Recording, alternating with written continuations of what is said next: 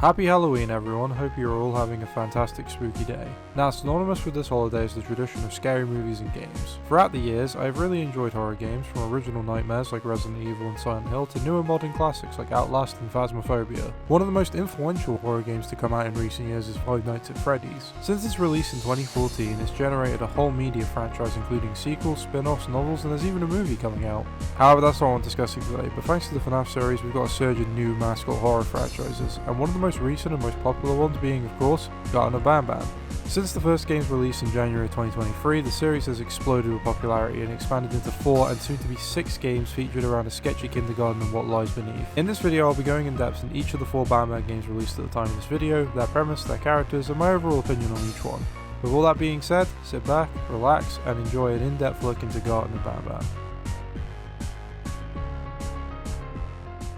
Let's start with the first game. Garten of Banban released on January 6, 2023 and was our first taste into the world of Banban. The Euphoric Brothers website describes the games as enter Banban's kindergarten and you're sure to make some friends, explore the mysterious establishment and don't lose your life and sanity, uncover the horrifying truth behind the place but be careful as you are far from alone. Which is a good way of describing the descent into madness I'm about to go through. The game starts out with this little scene where you advance time on a clock showing what I'm assuming is security camera footage as it shows an office of sorts before showing the door open and smudging on a drawing in the background, which is pretty cryptic but a cool way to get people speculating. Then the gameplay starts and you're in the main hall of the kindergarten with a lunch area and a closed door. This is also the first time you get to see the Banban gang, but since they don't have their names underneath, I'll give them their proper introductions when we meet them, so for now here's the names I came up with. Alright. The gang's all here. Green Jim.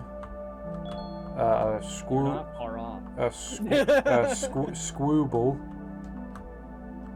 Scrungly. Pink Joe. The Trash Man. and Noodles. How none of them were Banban. We then have to find 2 batteries in order to power our main tool in this game, the drone. Honestly, the drone is a really cool concept, having the device that can fly up high and perform actions such as hitting these big red buttons. However, I learned immediately that whilst cool, the drone is kinda jank. You have to press left click on what you want the drone to hit, and then right click to return the drone to you. If there is something in the way of the path of the drone, it will just bang off the wall or object it has flown into, which can be a little annoying. It also has a limited range, which means that you can't go super far away with it, which isn't an issue now or really at all in this game, but will become one later in the series. Anyway, you hit the buttons in the room, and the door opens to the rest of the kindergarten, and peeking out from a doorway is a Pelia bird. A fairly big bird which stares at you before disappearing into another room, and for our first encounter, it's honestly pretty unnerving. I mean, its eyes look so bloodshot and it just stares motionless before calmly and fluidly dashing into the next room. In this corridor we find a classroom with some obligatory end is near text on the whiteboard and some threats of human organs being stolen, so you know it's just like being in a city. The classroom introduces us to another feature of the drone, which is the ability to break glass, specifically yellow glass, in order to hit a button locked away. The trick is with this that you can't aim the drone directly onto the yellow glass as it won't break it. You have to aim it around the glass so the flight pattern intercepts with the glass on the way to the destination. In this case, just aiming the drone directly on the button did the trick. This button isn't active yet, so I decided to use the blue card to go into the room where the bird dipped into, and here we are in the Squid Game room. I get this is supposed to be a play area room of sorts, but the blue painted wall and ceiling and the trees painted on and the green floor, it just screams Squid Game to me, and it's so uncanny and I like it. In this room we gotta find 6 eggs to feed to the bird, which, side note, you're able to get a good close-up of the bird's model, and it's fucking horrifying. Like in particular, all the bumps all over its body look like veins and it looks so tormented and cracked out. Anyway, after getting the 6 eggs, I feed them to the bird, who spits out a yellow keycard for me. Thanks, I guess, but I'm still convinced you're gonna kill me at some point.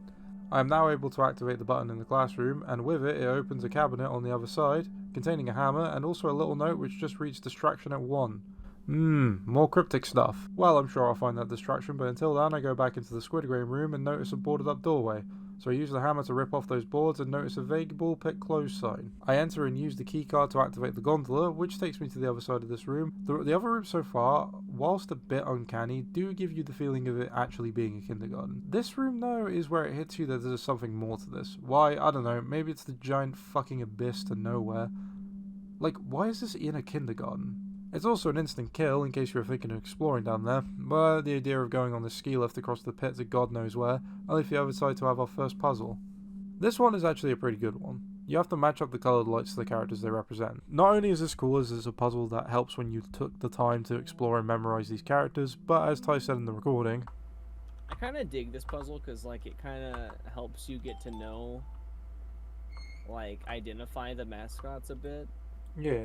And it's like all of the information to solve the puzzle is right outside. You just have to go across the horrifying pit in the ground.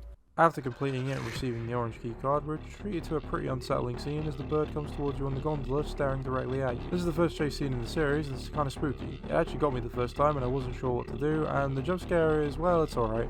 It's about what I expected. It's not too bad, but I think it was scarier when the thing was just staring directly at you. You don't have to get your drone to press the button above you to escape, at which point a platform comes from the side of the wall, the music kicks in, and the real chase begins. After a few tries of me being fucked over by the gondola, I was able to press the emergency stop, sending the bird into the abyss. It did feel nice to send that avian asshole to the depths of hell, but something tells me this isn't the last time we've seen of it. Running back to the main room, there's some more secrets, including a tape recorder with children's chatter and laughter on it, which again is unsettling and disturbing. Are we alone in here with just the mascots, or are there still people in this place? Going into the room with the orange door, we find a bit of information that'll be crucial later, which is a flight boarding pass from a Mr. Adam Uffman. But it means nothing to us now, as we have no idea who this guy is, but we can speculate and assume he probably works here. With that, there is an elevator going down, which I do activate and go down to the lower floors. Or I would have if I wasn't attacked by this big fucking unit. This is Jumbo Josh, or as I call him, Green Jim, who destroys the elevator I'm on, plummeting me into a black screen in a teaser for Game 2, which has a couple of party hats on a countertop. And that's about it for the first game, except for a little bit which I missed because I couldn't find a way to access the purple room. However, upon research there's a hidden 7th egg in the Abyss room, which when you give to the bird before it aggroes, it gives you the purple keycard, which lets you access the purple room. It's the office from the beginning of the game, which doesn't really have a whole lot except a boarding pass for a person called Weatherly Mason. Oh, and these boarding passes have QR codes on them, which when scanned give you the phrase "it really hurts" on Google, as well as the letters which appear when you die spelling out "it hurts" with a sad face. Overall, this game is a really neat concept and a good starting point. It's not too in-depth and there's only a few rooms, one real enemy which can only kill you for about a minute before it falls into an abyss, and a couple of fairly easy to complete puzzles, as well as some lore sprinkled in. Overall, I'd give this game a 7 out of 10. It's a good jumping off point, but is really only a taste of what's to come and acts like a demo for the series. But it does keep you hooked on with the premise and that cliffhanger ending. But either way, thank you very much for watching, and I think we'll leave it here for today. Anyway, join me soon as we'll be covering the rest of the games, starting with part 2. But thank you very much, and I'll see you in the next video.